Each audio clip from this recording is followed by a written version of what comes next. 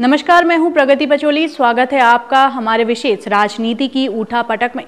पहाड़ की पहचान यहां के मेहनतकश लोगों से ज्यादा होती है, जिन्होंने अपनी मेहनत के बल पर पहाड़ का भी सीना चीरकर देश दुनिया को दिखाया है।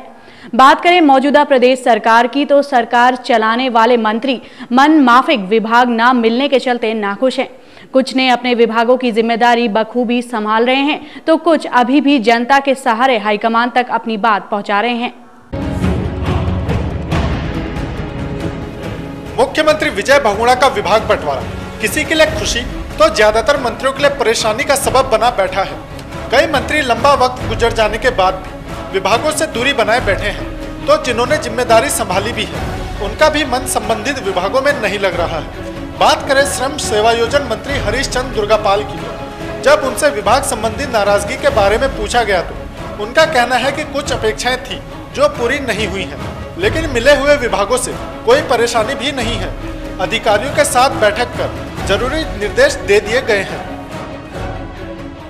नाराजगी का प्रश्न मेरा नहीं है, नाराजगी का प्रश्न उस महान जनता का है जिस जनता ने मुझे इस उत्तराखंड विधानसभा में आशीर्वाद दिया जाने का, और उत्तराखंड में भारी मतों से 9000 वोट से इंडिपेंडेंट के निर्दलीय के रूप में मुझे जिता करके यहाँ भेजा, और इस विश्वास के साथ कि आप सीनियर आदमी हैं, आपको बहुत काम करने का आपको पहले भी अनुभव है, इसलिए आपको बहुत अच्छे अच्छा क्या कहूँगा, मैं किसान हूँ, किसान होने के नाते मेरी यहाँ इंडस्ट्रियाँ बहुत हैं, मेरे यहाँ प्रदूषण का मामला, इस तरह का वन क्षेत्र बिंदु खत्ता आदि है, तो इस तरह की जिम्मेदारी मिलनी चाहिए, लोगों की भावना थी।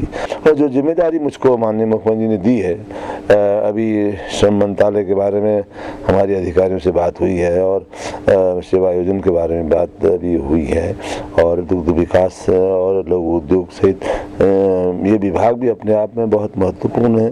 मैं क्योंकि किसान हूँ, दुग्ध विकास में मेरी रुचि भी है कि दुग्ध क्षेत्र में हम बहुत काम करना, बहुत गुंजाइश से काम करने की काम करेंगे, और मुझे विश्वास है कि आप सबका सहयोग मीडिया का मिलेगा और अच्छे रिजल्ट, अच्छे परिणाम हम सब लोग मिल करके इस महान जनता को देंगे। 11 साल का उत्तराखंड, जिसकी आधे से ज्यादा जनता अब भी कृषि पर ही निर्भर है, जिसके लिए बेहतर साधन संसाधन उपलब्ध कराना प्रदेश सरकार की पहली प्राथमिकता में शामिल होना चाहिए।